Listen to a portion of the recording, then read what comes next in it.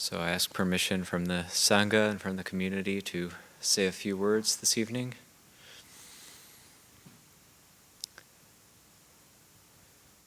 It's May 22nd, 2018. So there's a few dates that in my life have stuck in my mind, and May 22nd is one of them. And for some reason, I just remembered that date because that was the date, May 22nd, 2000. That was the date that I actually left home and went wandering on my own in Hawaii. So I had dropped out of university and had a one-way ticket to Hawaii and then left home. My parents were really worried about me and went out into the unknown, not knowing anybody, not knowing what I was going to do, where I was going to stay, not really knowing what the future had in store. So that was the date that I feel like I took that first step towards ordination.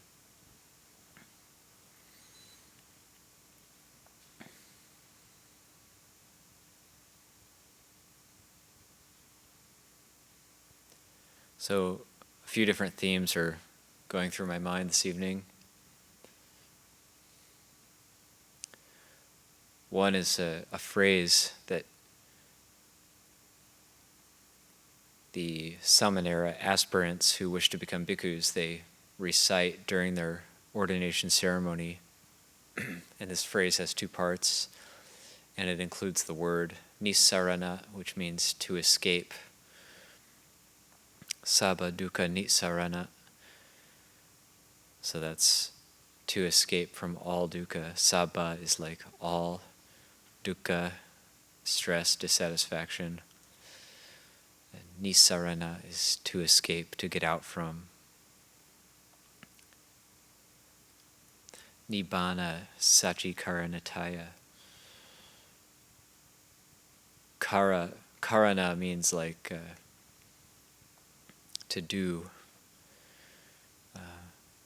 Sacha is like true.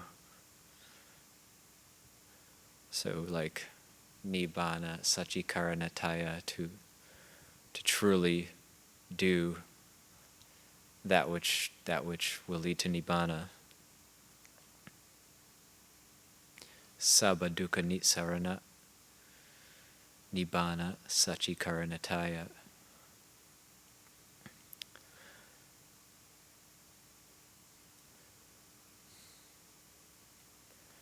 So thinking a little bit about true, to truly do something, to be true. And this is something that, it's a term that is used in woodworking as well, or any craft. If something is true, it's set, it's calibrated properly.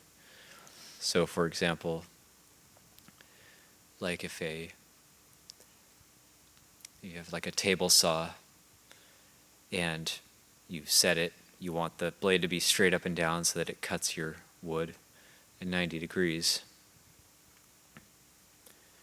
So you might look at the label and it might say it's at 0, meaning the blade is straight up and down. But if you take a square, a high quality carpenter's square, which is true, which you know is straight up and down, and you put it against that table saw blade, it'll usually be a hair off. And you might have to put it at 0.5 degree or 1 degree, and then it'll be truly at 0 degrees. And you take that square and you take the dial and you slowly turn it until it touches the square, and all the way up and down the square. The square is next to the blade. You don't see any light between the edge of that square and the blade, and then that blade is true.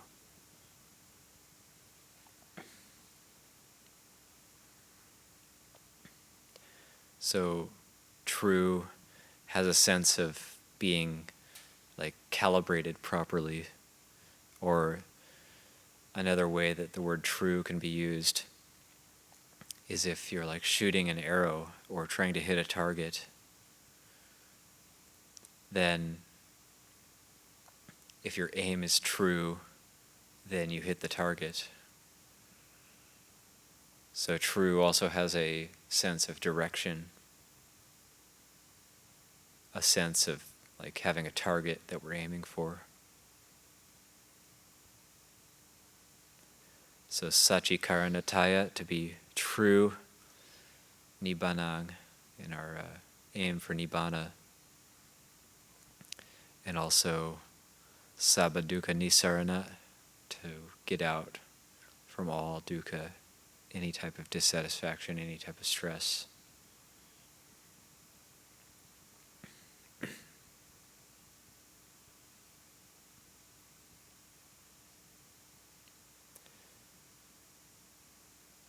So this is something, because the mind is quick, because the mind is very, very fast and very tricky,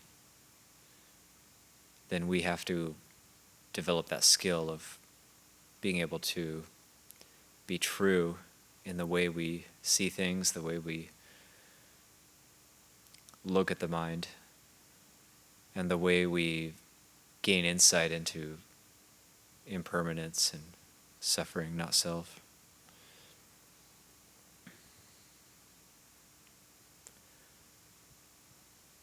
So it's kind of like you could take the simile of that table saw blade, truing that blade. That's like sila, that's like the precepts. And if we don't compare that sila to something which already is true, say the truth of kamma and the precepts we need to hold in order to be in line with the law of kamma that the Buddha discovered. So that's like the carpenter's square that's already true. Then we compare that, we compare our own selves with that which is already true. And if we're a hair off, we turn the dial, we calibrate ourselves. So if we acted in line that in a way that wasn't in line with sila, for example, then we turn the dial a bit, we adjust ourselves, and we adapt. When we adjust and adapt ourselves, then we go in, it's called going into true, or truing. We true ourselves.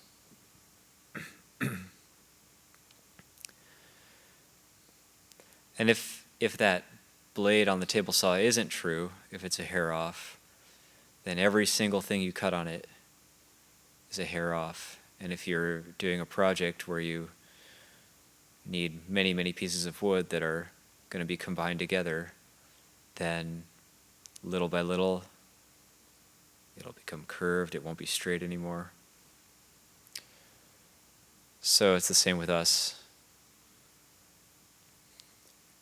If we're not calibrated properly, if we're off, then each day, little by little, we veer off course. So we need to come back and re-true ourselves.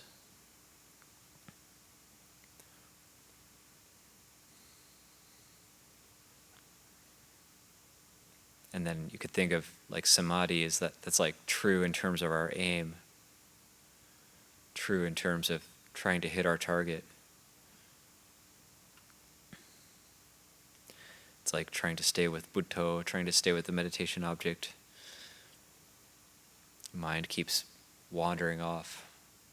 It's like we're trying to shoot an arrow and something keeps distracting us and we keep not being able to aim for the target.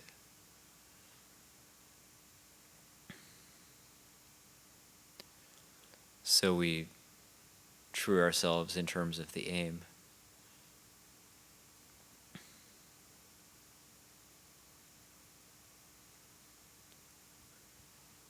And this is also why, like another theme I've been thinking of this evening was Kalyanamitta. So we have like good friends in the holy life, like the Buddha saying, Ananda, good friendship, good spiritual friendship is the whole of the holy life. So our teachers and our mentors, these are the people we can use to true ourselves, using them as like a measuring stick or as a guide in order to straighten ourselves out. It's like using them as an example. And then another theme I was thinking of this evening was viveka, like the sense of solitude.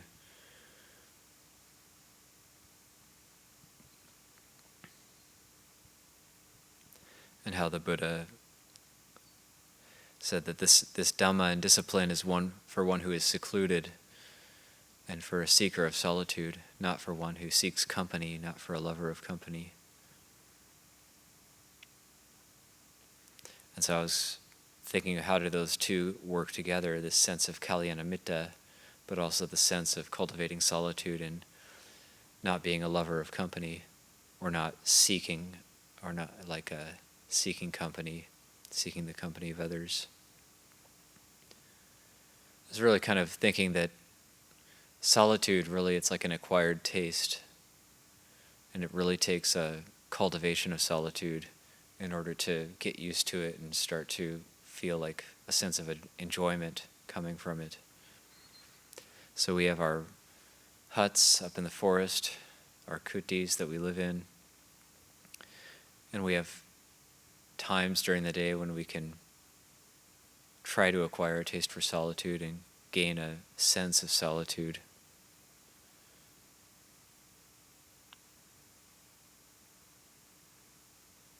And not being a seeker of company doesn't mean we don't have good spiritual friends or kalyanamitta. But a true kalyanamitta is going to be somebody who is, the topic of their conversation is going to be praising solitude and encouraging you in solitude. Like encouragement in solitude, encouragement in dispassion, encouragement in cessation, encouragement in nibbana, like we see in the suttas.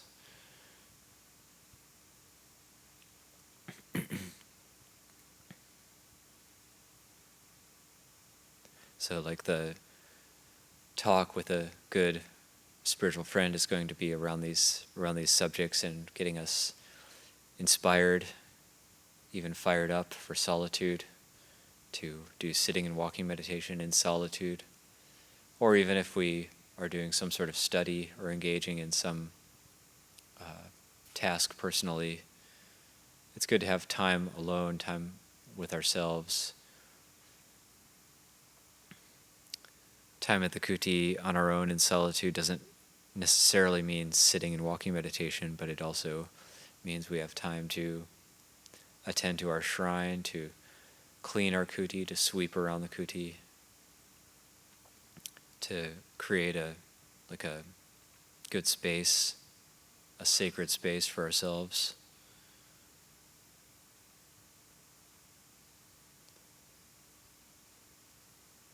And using the surroundings, so like listening to the insects, there might be a light breeze. These kind of things can lead to a sense of solitude.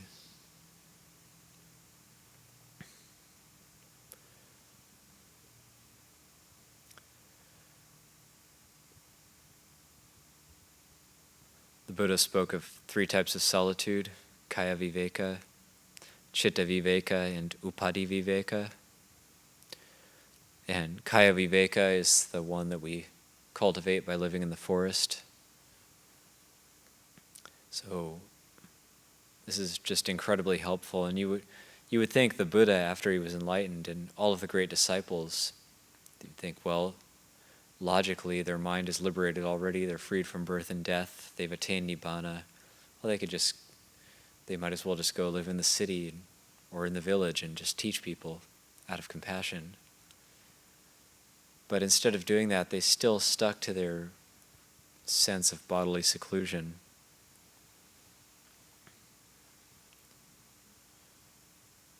It's like Mahakassapa, as he was getting older, he still held the Tutanga practices of wearing cast-off cloth, keeping only 3 robes, doing sitter's practice, living in the forest, living alone, living in remote areas, living outside. So the Buddha's kind of like, well, Mahakassapa, you're old now. Why don't you wear soft robes? Why don't you live indoors? Why don't you take it easy? And Mahakassapa says, well, I keep following these practices out of compassion for others. So what's truly out of compassion is setting the example. That's what people really follow. They won't necessarily follow what we say, but they'll follow the example. So the Buddha says, good Mahakassapa. It's good that you continue to follow these practices out of compassion for future generations.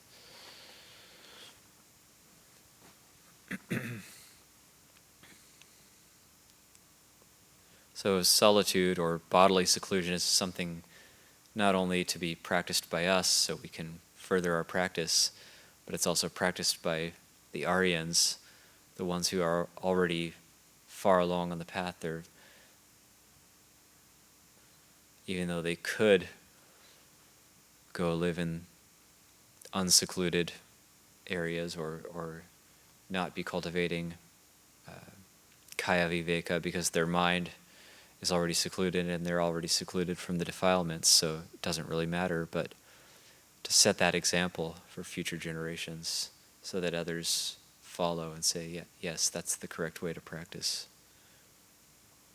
So many places in the suttas too where the Buddha is he's raising up and praising living in the forest.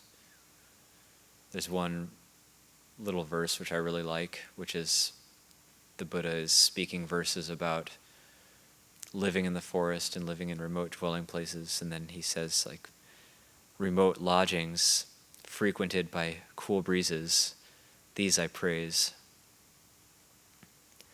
And this is one of the reasons I like this monastery, because we definitely have that. And the way the land is shaped is very conducive to seclusion. Almost all of the kutis are not in sight of one another, so there is a real sense of being on one's own.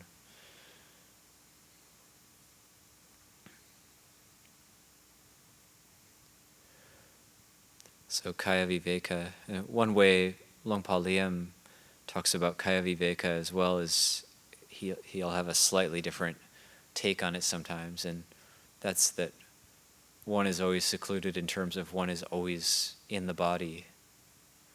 So in a sense, you can have kaya viveka not only when you're just physically secluded from others, but while you're in the company of others as well, if you're secluded in terms of dwelling in the body and not leaving the body, not going out from the body. And that has a sense of like being grounded, being aware of the body, being aware of tension in the body. That also has a sense of being aware of our speech and seeing what is the effect our speech is having on ourselves and others. So that's another way of thinking of kaya viveka.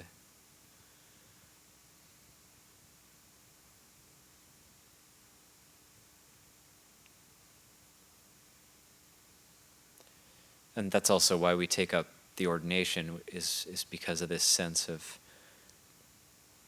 having a sense of being able to, of wanting to be alone, and that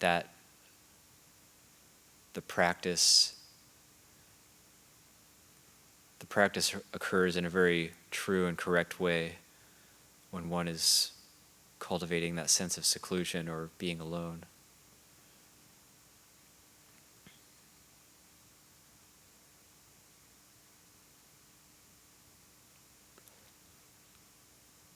And also the Buddha said in another set of verses that when you dwell alone,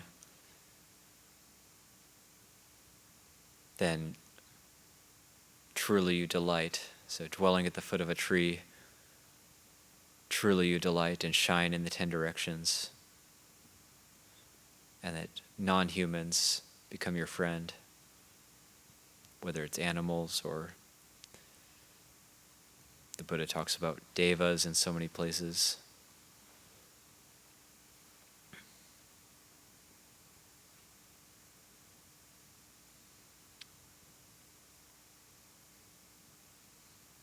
So that sense of like cultivating physical seclusion by practicing on our own at our kuti, then that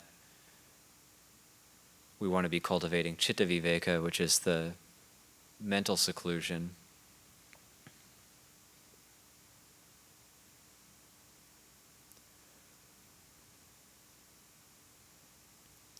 And the stages of meditation that the Buddha talks about are really dependent on this citta viveka.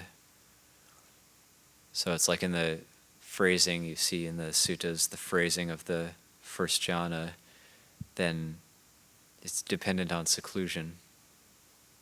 It's dependent on viveka, and also it's dependent on wholesome mental states, wholesome kusala, the wholesome, having already well cultivated, well internalized wholesome actions of body, speech, and mind. We call that the threefold wholesome action.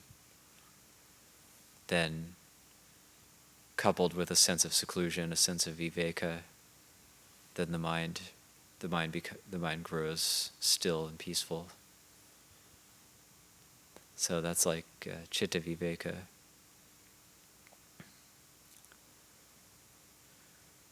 And also, I think one of the reasons the Buddha says that this Dhamma and discipline is for one who does not seek delight in company is because that sense of citta viveka is really dependent on being internally secluded.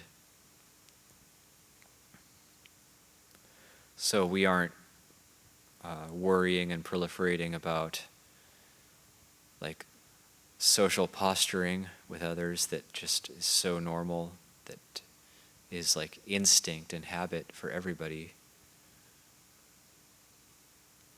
It's really necessary to rise above that, and very difficult to do if we don't cultivate a sense of seclusion.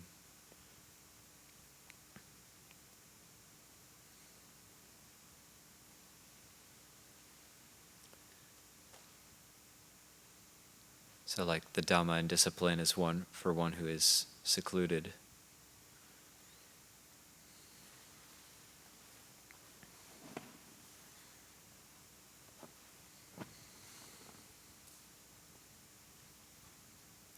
Then the Buddha talks about upadiviveka, which is seclusion from the defilements. And one of the epithets for the Arhat, I think it's in Thai, but also I think it's actually in the suttas, one who is far from defilement. So like seclusion from the defilements.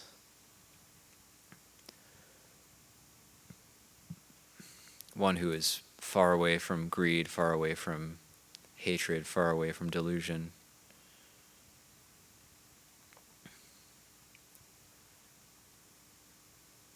I guess you could think of it, maybe the difference between citta viveka could be like samadhi, but upadiviveka is more like panya. It occurs through the seeing of not self.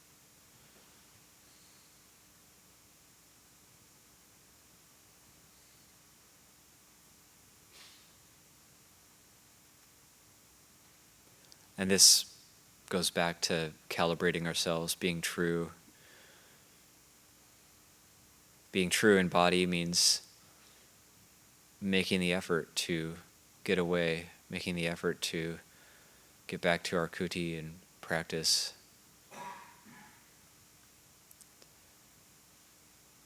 And thus setting the example for others. We'll benefit from doing the practice, and also others will benefit from following that example. Then true in speech, being secluded within the body, knowing the effect our actions of body and speech have on ourselves and others. True in mind, so going for the citta viveka as well, using the external circumstances in order to really aim for the samadhi, and then like upadi viveka, going for panya, really seeing the that sense of not self.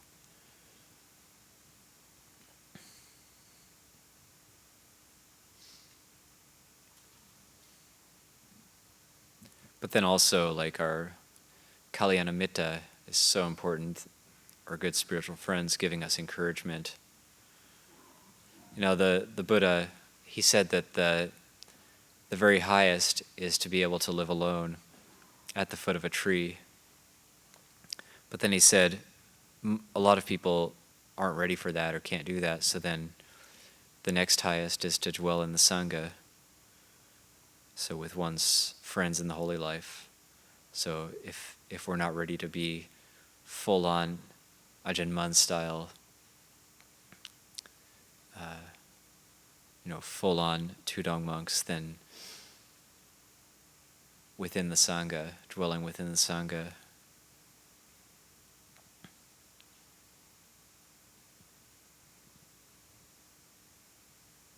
But people are truly good spiritual friends then if they're encouraging us in all these wholesome qualities, or if they're just there for us. Because this like developing of skill, this developing of sila, samadhi, and panya, it necessarily is going to involve quite a bit of stress and suffering. Actually, learning any skill, it entails at least a bit of frustration. Anytime we put effort into learning something new. So if we're learning how to use the table saw, it's going to take getting a sense of it, getting a feel for it. It's going to take some frustration, but then overcoming that frustration, going through that frustration, then we really start to learn it and internalize it. And we try this and that, and it doesn't work, seems impossible, and then we suddenly get it. Or like with the sila, we try really hard, we make really foolhardy determinations, I'm never going to break this or that precept, and then we lose our mindfulness, or the desire comes up too strong, or we mess up somehow. So then there's a sense of wanting to give up, and that comes from the frustration. But even just the holding of sila, just the holding of virtue, even that is a skill. That's even more than a skill, it's an art. And so we're inevitably going to make mistakes, but then we learn little by little, okay, this is how we correct, this is how we true it up over and over and over again. And then it gets off, and then we straighten out again. What we want to be careful of is not veering off course too far, or we're off a hair's breadth, but then we don't correct our course, and then each day we're farther and farther off and we haven't corrected our course, so then we end up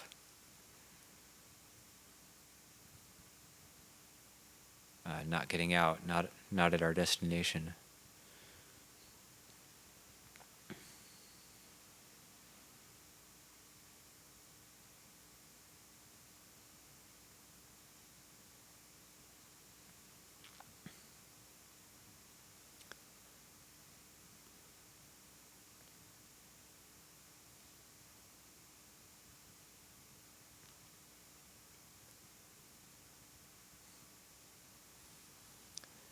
So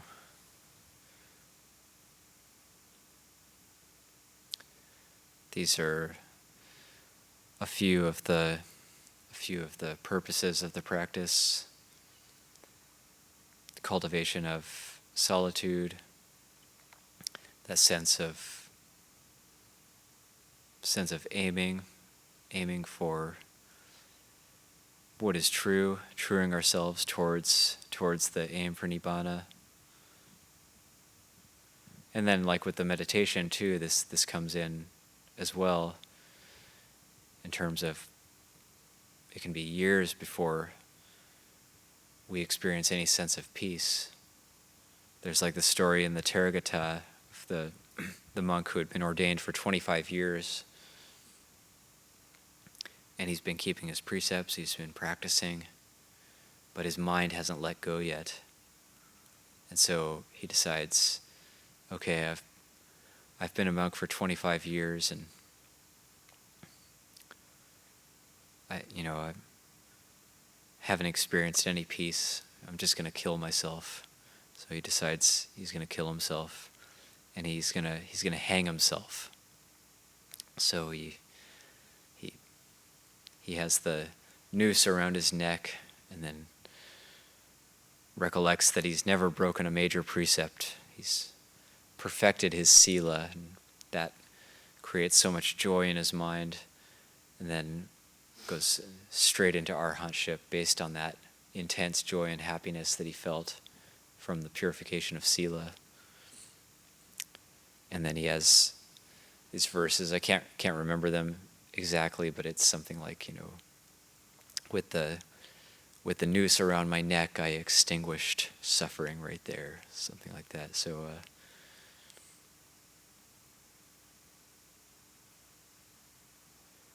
it can be difficult. It can take a long time. It takes a lot of patience, a lot of endurance.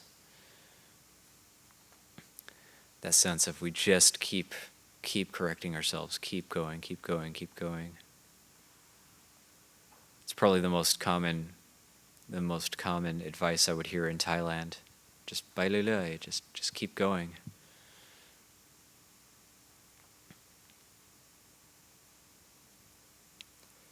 So I'll leave it at that. Those are just some thoughts this evening, while we as we keep going into the night. So I'll leave it there.